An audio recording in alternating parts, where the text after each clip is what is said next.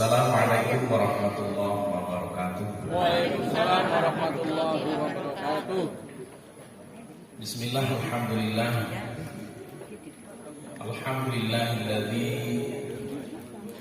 anzala sakinata fi qulubil mu'minin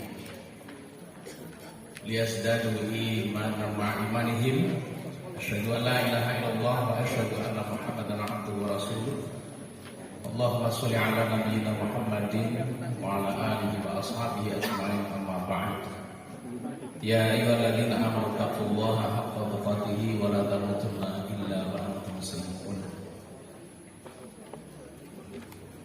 Yang terhormat para sepuh, para alim, para asatidz, guru-guru kami yang tidak mungkin kami sebut satu persatu, yang hadir pada kesempatan acara pembukaan Musjab pimpinan Cabang Muhammadiyah Bukan Teja sekaligus pimpinan Cabang Aisyah Bukan Teja. Yang kami hormati Camat Bukan Teja yang dalam hal ini diwakili oleh Bapak Sekcam. Mohon maaf kalau penyebutan nama salah, tapi saya berusaha untuk menyebutnya. Beliau Bapak Bahtiar Amran Rifani Iski. Terus gitu. Ini kebetulan namanya hampir sama dengan anak saya. Ada Rifaninya. Hotel orang tua saya itu. Oh, sama itu, Rifani juga diambil dari orang tua. Sedangkan saya 3 kembar, laki-laki, satunya putri. Semuanya dari Rifaninya. Mudah-mudahan bersama hal ini diikuti dengan penyamaan persepsi di dalam pengabdian kepada bangsa dan negara. Amin. Yang kami hormati Ketua Pimpinan Cabang Muhammadiyah Bukan Teja sekaligus Pimpinan Cabang Aisyah Bukan Teja beserta ortomnya, tidak bisa kami sebut satu persatu. Hadir tengah-tengah kita juga tamu undangan dari NU dan Muslimat Bukan Teja. Bapak Ibu jangan dikira beliau-beliau tidak Muhammadiyah. Beliau-beliau Muhammadiyah. Walaupun organisasinya NU, tapi substansinya Muhammadiyah. Karena Muhammadiyah terdiri dari 2 kata, Muhammad dan ditambah ya Muhammad. Muhammad ya maknanya baginda Rasulullah Muhammad Sallallahu Alaihi Wasallam. Kemudian tak nisbahnya itu dinisbatkan kepada Muhammad, berarti pengikut. Lah NU juga sama, pengikut baginda Rasulullah Muhammad Sallallahu Alaihi Wasallam. Jadi kita itu warga Muhammadiyah. Tapi dalam organisasi memang berbeda. Tapi intinya kita semuanya Muhammadiyah. Dan lupa ini Forkompinjam hadir di tengah-tengah kita juga, Pak Dan Ramil atau yang mewakili, kemudian Pak Kades. Pak Kades itu sebabnya.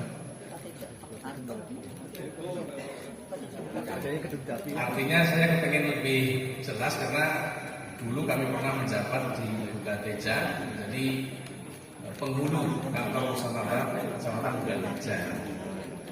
Kemudian beberapa kades juga kami kerjasama, alhamdulillah kerjasama dengan baik.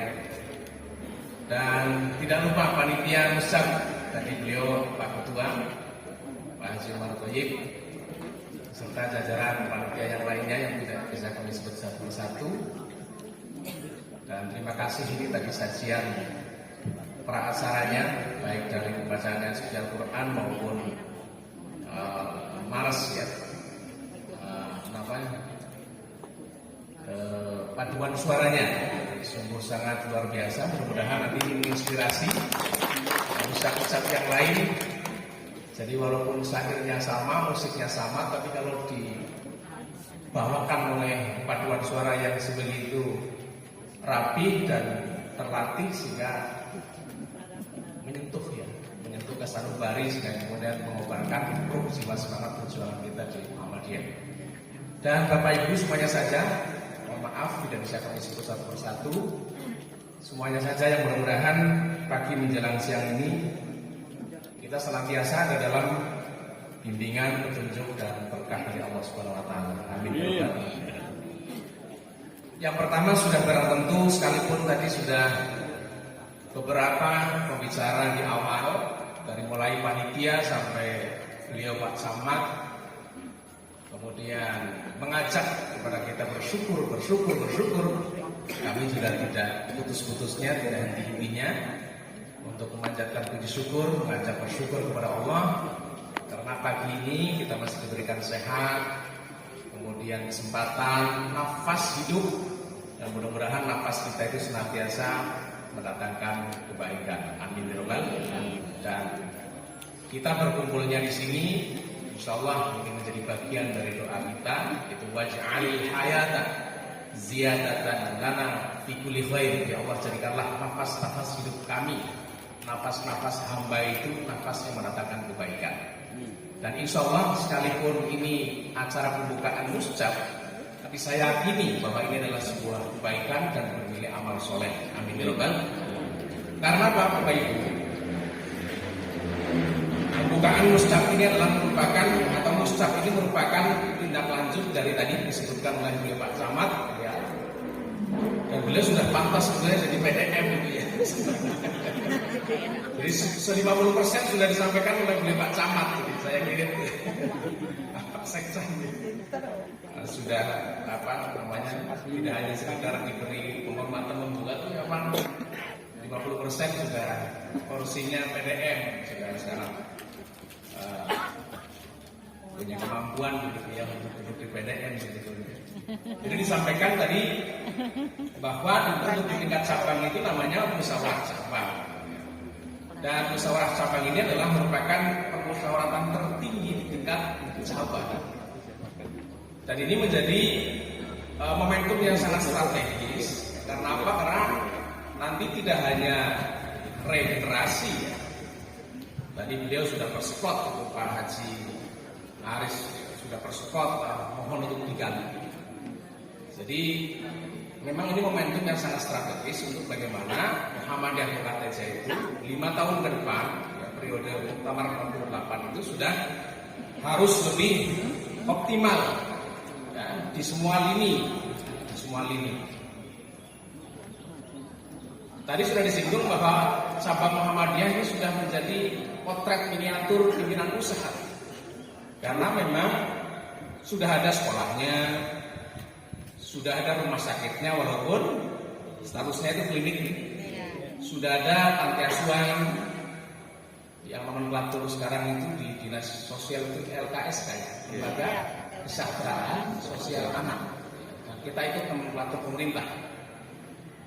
Hanya yang kurang adalah bagaimana cabang Mukarteja itu belum ada atau belum punya perusahaan, belum punya amal usaha yang produktif. Maka pada kesempatan kali ini mari untuk menjadi hal yang harus digarisbawahi dalam muscab ini, bagaimana kemudian kalau saya bisa meminjam kata-kata dari beliau Pak Tafsir, pimpinan Kiai Tafsir, pimpinan wilayah Muhammadiyah Jawa Tengah, untuk Jawa Tengah itu beliau mengatakan perguruan tingginya sudah cukup. Tidak harus mendirikan perguruan tinggi lagi. Tinggal bagaimana perguruan tinggi yang sudah ada itu dihidupkan, dimaksimalkan. Rumah sakit juga sudah lebih dari cukup. Karena 50% itu rumah sakit di Jawa Tengah. Dari nasional itu rumah sakit 50% di Jawa Tengah. Termasuk panti asuhan atau LKSK juga sudah terlalu banyak. Nah, yang belum ada itu adalah bagaimana Muhammadiyah punya perusahaan yang kemudian bisa menggelar kesempatan kerja untuk banyak warga masyarakat yang membutuhkan pekerjaan. Mudah-mudahan ini menjadi catatan nanti ya ketika program ke depan tinggal perusahaan. Kira-kira mungkin apa tidak, Pak? Mungkin. Kepengen atau kepengen?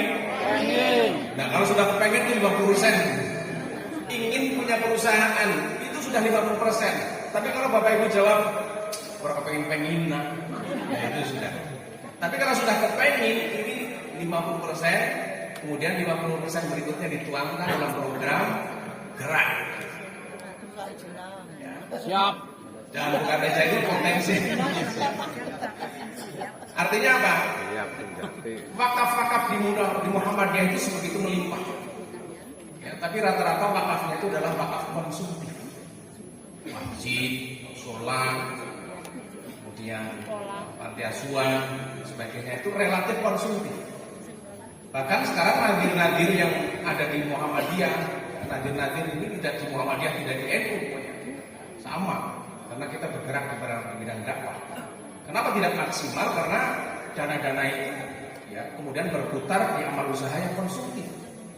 Artinya amal usaha itu relatif tidak menghasilkan, tidak produksi, tapi hanya ya konsumsi aja. Tidak sedikit kemudian nadir-nadir wakaf itu kadang-kadang tiap tahunnya itu kan tebok begitu ya. Masjid, musola ketika rehab itu kan atau ketika tiap tahun harus dicat begitu, ketika menjelang Idul Fitri itu kan takbir itu kan begini kepada jamaah. Padahal mestinya tidak seperti itu ketika kemudian kita itu ada amal usaha yang produktif. Sehingga kemudian pondok-pondok wakaf yang sudah ada baik madrasah, sekolah maupun amal usaha yang lainnya, guru-guru TPQ-nya, SDM-nya itu kemudian bisa dihidupi dari ekonomi produktif tadi. Makanya mohon dengan sangat nanti ini stresi karena memang ini amanat dari pimpinan wilayah untuk bagaimana kita porsi amal usaha itu kemudian karena timpang maka kemudian Muhammadiyah bangkit dengan periode Muktabar 68 itu konsentrasi di amal usaha yang produktif. Kalau bisa Muhammadiyah itu punya perusahaan-perusahaan yang kemudian di bawahnya itu kemudian menyerap tenaga kerja yang luar biasa. Bapak Ibu hadirin yang kami hormati, ini kami juga hanya meneruskan saja dari beliau Pak Kiai Tafsir. Ini karena gaya konservatifnya gitu ya, beliau sangat visioner. Sampai-sampai kemudian begini, seandainya baginda Rasulullah SAW hidup sampai saat ini, sampai pagi ini hanya sekedar saya kutip saja. Kemungkinan hadisnya itu sudah tidak berbunyi ayu af'al afwal as-sholati fi awali waktiha. Jadi kan ada hadis ketika sahabat bertanya kepada Rasulullah, ya Rasulullah, ayu afdal a'mal, kira-kira amal apa yang paling engkau cintai, engkau sukai gitu ya.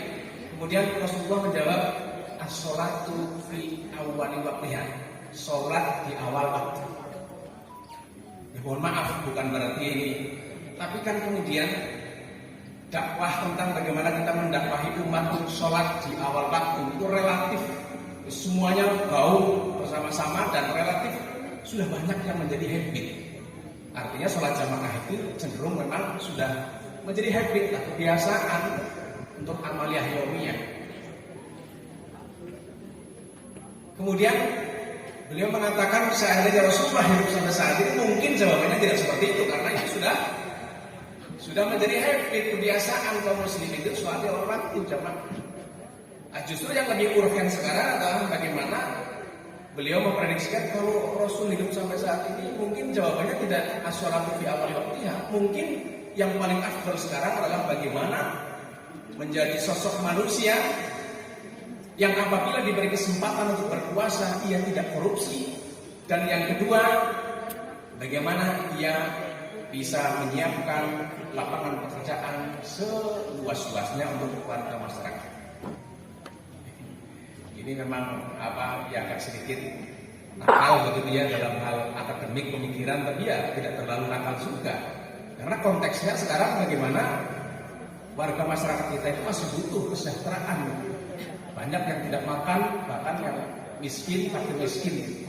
Nah, sementara amal usaha terkait dengan ini sudah ada. Masalahnya begini Bapak Ibu, ada semacam mudah-mudahan sih tidak benar ini. Kenapa kemudian siapapun yang berkuasa di negeri ini sangat susah menangkap konglomerat, tapi sangat mudah menangkap ulama. Siapapun yang berkuasa,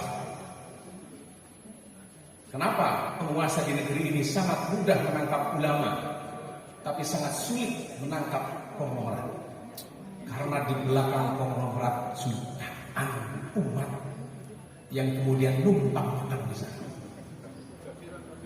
Nah, kalau konglomeratnya ditangkap, perusahaan tutup, jutaan umat tidak makan, negara pikir-pikir dulu. Tapi kalau ulama ditangkap kan paling-paling santri berapa gelintir yang tidak diajar ngaji, nah itu ada wakilnya biasanya. Kiainya di penjara, ada asistennya yang ngajar. Tapi kalau sudah konglomerat, jutaan perusahaan rokok ditutup. Wah, berapa juta ini Pak Seksan.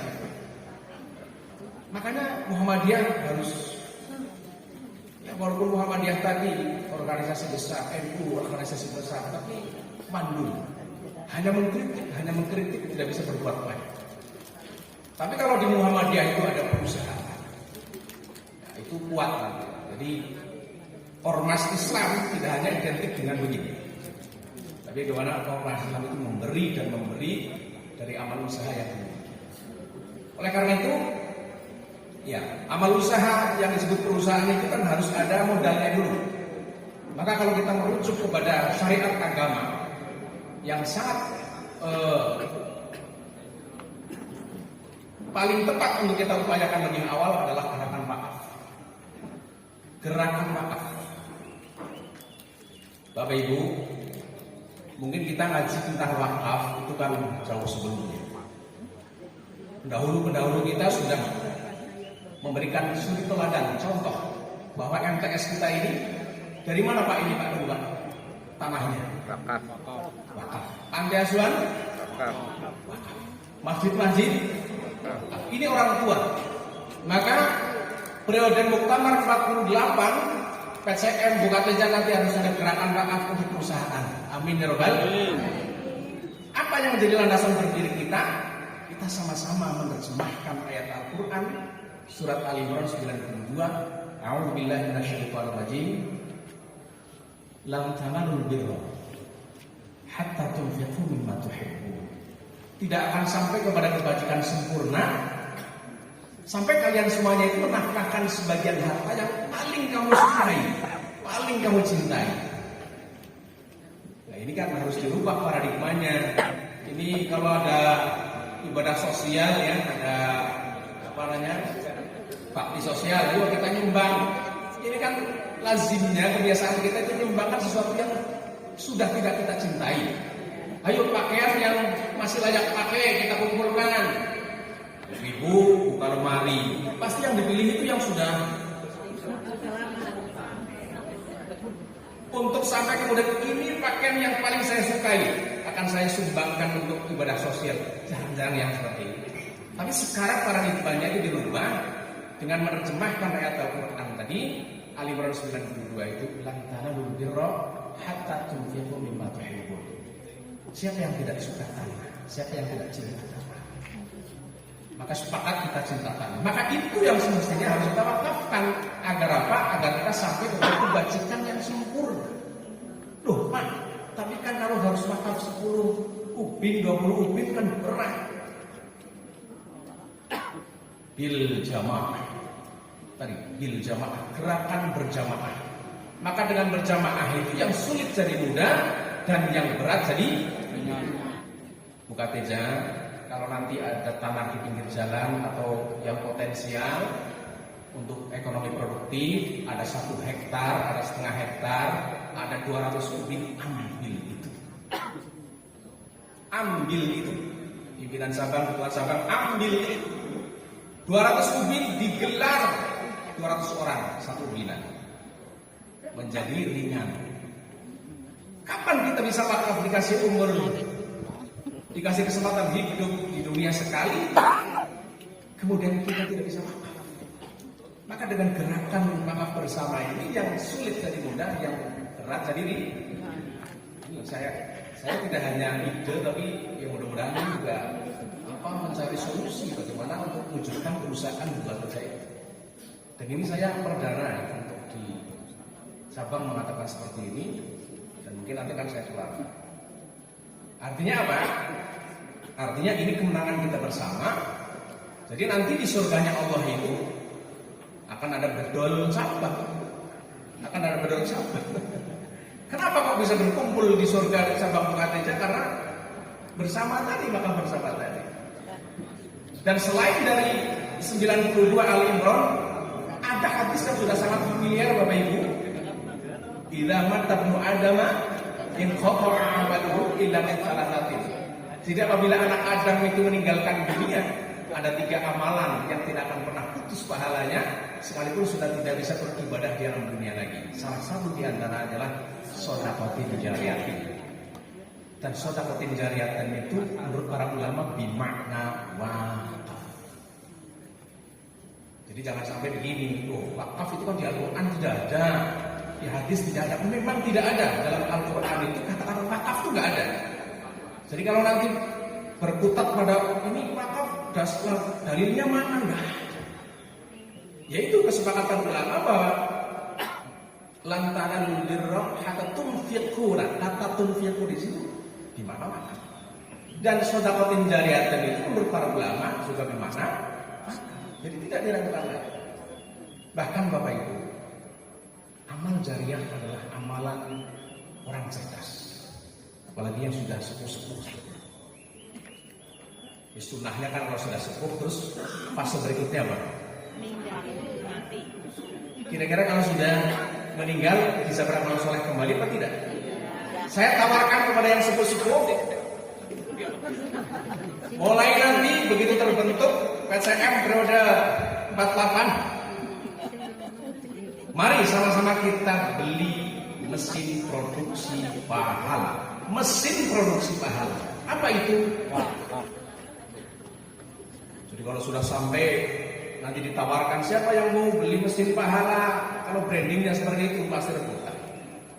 Kok kenapa dikatakan mesin pahala? Ya, tiap detiknya itu sekalipun yang bersangkutan sudah tidak beramal soleh kembali, ketika wakaf itu produktif itu itu setiap saat menghasilkan memproduksi pahala. Dan ada orang mengatakan wakaf itu adalah ibadah tingkat dewa. Maksudnya bukan dewa yang kita yakini dewa aja, tapi ini pasti gila. Dewa itu kan memang di atas untuk keyakinan mereka.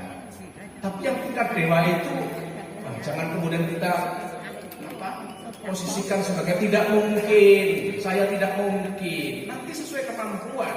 Kalau satu ubin tidak mungkin mampu, ya setengah ubin. Tapi kan semuanya sama-sama wakaf karena semata-mata diyakini itu sebagai amal terbaik dan mesin produksi. Saya kira cukup ya, ini apa sekedar apa ya untuk isi-isi nanti kalau programnya apa ya. Itu kalau programnya sudah jelas bikin perusahaan kan dari awal kan memang di samping itu tidak bertentangan dengan kebijakan wilayah. Jadi nanti pandaksanya sudah cukup, jangan sampai kemudian ranting bikin lagi. Musola-musola sudah cukup. Jadi menjamurnya musola ini juga di satu sisi memang membangun sarana ibadah, tapi di sisi lain juga menjadi masalah sosial. Bagaimana silaturahmi kita itu putus gara-gara tidak cocok sama imamnya, dirikan lagi musola.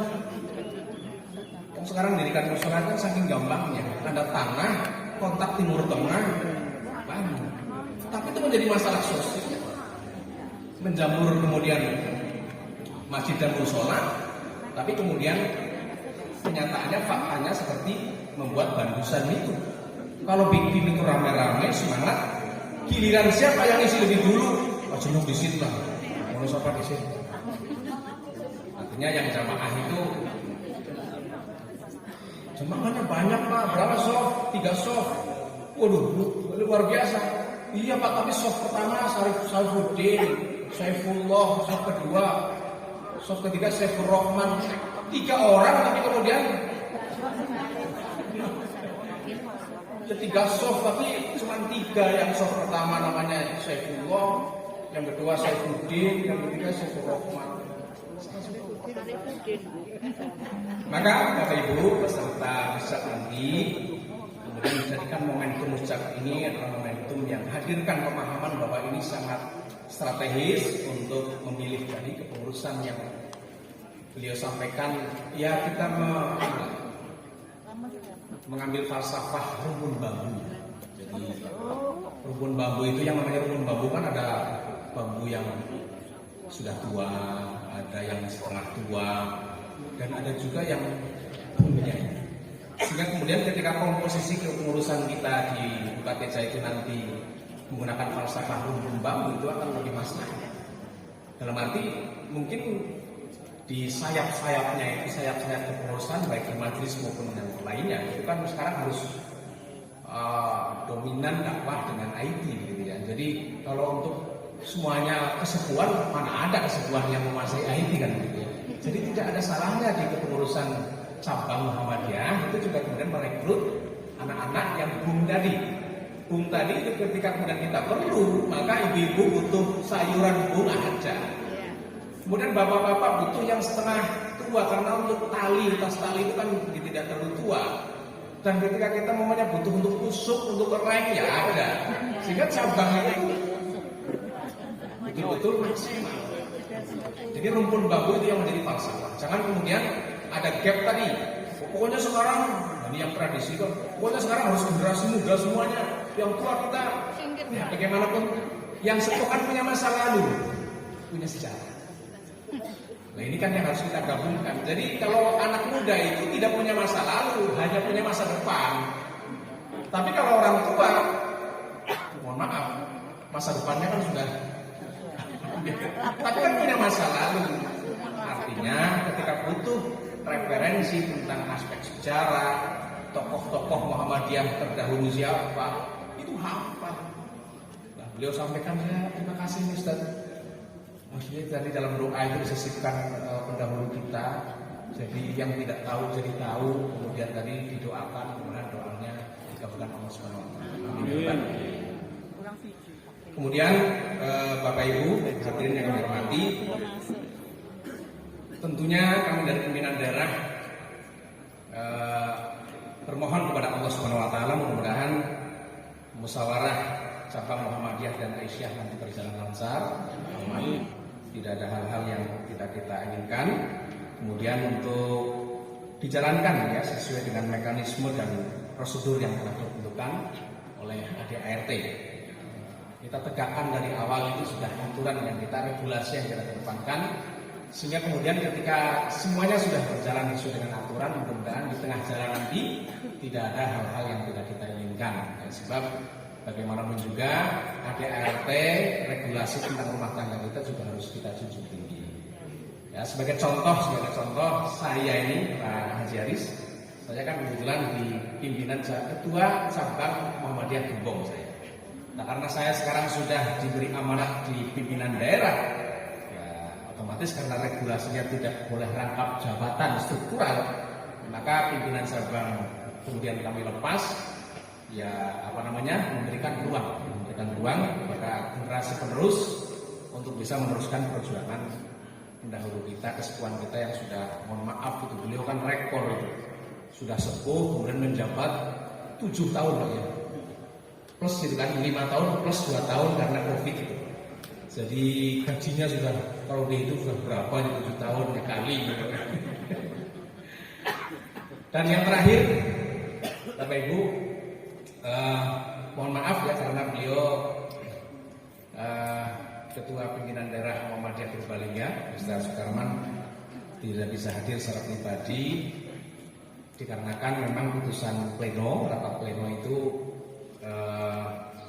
mengambil sebuah kebijakan, keputusan untuk menghadiri acara muscap yang tadi 24 Saban itu tidak secara terus-menerus dihadiri oleh ketua, tapi kita berbagi menjadi tim. Dan kebetulan tim yang hadir di UKTJ ini saya sendiri, Syarifuddin, kemudian beliau Pak Haji Fauzan dan beliau Pak Haji Suparna, yang kebetulan secara tim pengelompokan itu kami harus hadir di musyawarah cabang di UKTJ. Karena itu kalau ada hal yang kenapa kok ketuanya nggak hadir, karena memang bagi tugas ya, kalau ketua harus datang ke 24 ya, kemudian mobilitas acaranya juga siang malam, kita juga harus memindahkan kesehatan fisik, kemudian untuk memeratakan, jadi tidak mengurangi rasa hormat, kami kami dari pimpinan daerah mohon maaf karena beliau tidak bisa hadir, tapi tidak mengurangi rasa hormat dan semangat. Mudah-mudahan apa yang kami sampaikan bermanfaat bagi kita semuanya. Allahu a'lam bishawab. Saya akhiri wabillahi taufiq wal hidayah. Assalamualaikum warahmatullahi wabarakatuh. Waalaikumsalam.